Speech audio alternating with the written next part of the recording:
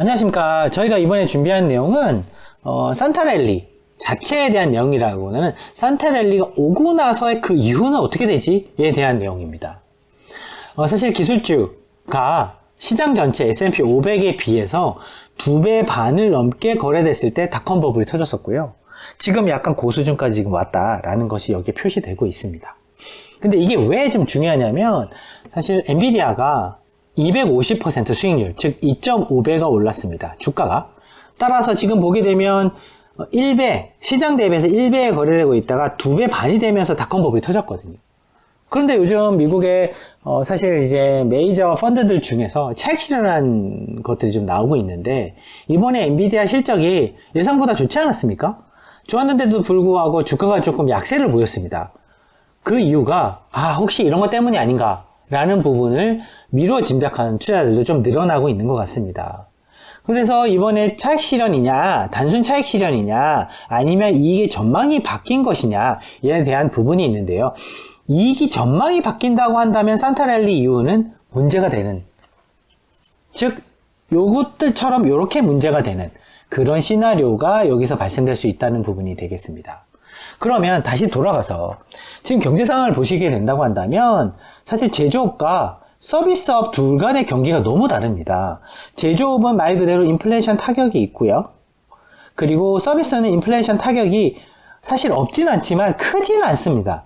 따라서 이익이 빨리 망가지게 되고요. EPS가 빨리 망가졌습니다. 그래서 주가가 안 좋습니다, 요즘. 그리고 이 친구들은 아직 EPS가 조금 견조한 편입니다. 잘 버티고 있습니다. 왜냐하면 인플레이션 타격이 크지 않기 때문에. 그런데 문제는 사람들이 지금 하이 포 롱고 높은 금리가 계속 오래 유지되는 거 아니냐? 라고 이야기가 하기 시작했는데요. 그 문제가 결국은 수요 위축이 단기적으로 끝날 거냐, 장기로 계속 끌고 갈 거냐는 부분인데요. 단기적으로 끝난다, 수요 위축이 라고 한다면 그나마 다행인 거죠. 왜냐하면 이런 시나리오가 발생하지 않는다는 부분이거든요. 그런데 문제는 하이플롱고 장기화 된다는 것은 당연히 이런 수요 위축을 장기화 가져가서 경기를 완전히 망가뜨린다는 부분이 되겠습니다. 그럼 여기서 어떤 문제가 발생하냐면 장기로 가게 되면 아무래도 GDP가 망가지겠죠. 그리고 기업의 이익 역시도 망가질 것입니다. 결국은 마이너스 5%, 마이너스 10%라는 기업 이익 성장률을 보게 되는 순간 지금 사람들은 나 채권 사야 되겠어. 왜? 플러스 5%나 주거든요. 그것도 미국 국채로. 그러면 사람들이 여기서 고민하게 될 것 같습니다. 물론 장기적으로 봤을 때 정말 좋은 테마야. AI도 있고 다 좋은데 문제는 당장 기업 이익이 마이너스가 난다는데 그러면 투자자 입장에서 불안해집니다.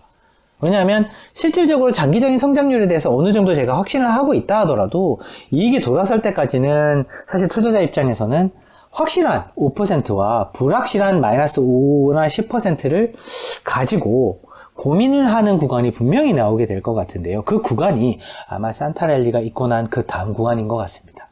그래서 저희가 이 프레젠테이션을 준비를 했는데 결론적으로 본다고 한다면 이런 이제 채권 투자를 통해서 얻을 수 있는 확실한 수익과 마이너스 5나 10%가 오히려 기업의 이익에 감익을 가져다 줄 수 있는 구간이 시작된다는 이런 불확실성하고 사람들이 선택의 기로에 놓이게 될 텐데 문제는 하이 for longer, 오랫동안 장기금리가 높을 거야 라는 부분이 채권이 나쁜 것인가? 주식이 나쁠 것인가? 라는 걸 따져봤을 때는 사실 채권은 크게 나쁘지는 않습니다. 왜냐하면 지금 채권을 샀을 때 거의 5% 가까운 이익을 주기 때문에 금리가 여기서 조금 더 오른다 하더라도 손실이 크지는 않을 것이거든요.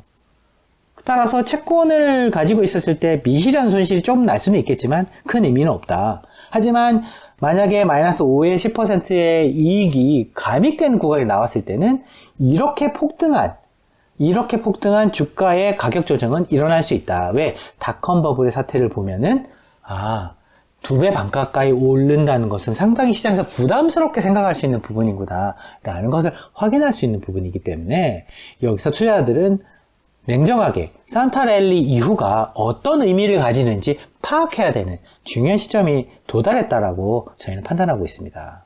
따라서 강력한 금리 5%를 확실하게 선택을 할 것이냐 아니면은 기업 이익이 높은 금리가 계속 유지됨에 따라서 수요가 위축되는 걸 보고 기업이익이 망가지는 시점까지 내가 버텨볼 것이냐, 그런 부분에서 존재하게 될 텐데, 막상 일반적인 투자들 그리고 기관 투자를 다 포함해서라도 이런 것들을 1년 이상 버티기는 아마 쉽지 않을 것 같습니다.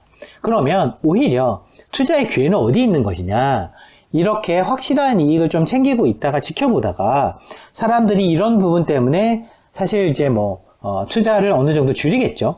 그러면 폭발적으로 이제 그동안 주가가 올라왔던 것처럼 폭발적으로 주가가 사실 떨어질 수 있는데, 이런 기간을 사실을 기다리는 것이 훨씬 더 좋은 전략이 될 수밖에 없다. 그래서 저희가 산타랠리 오케이, 산타랠리 그 이후가 더 중요하다, 그거에 대한 퀘스천 마크를 해결하는 것이 중요하다라는 부분을 공유드리고자 이 프레젠테이션 준비를 했고요.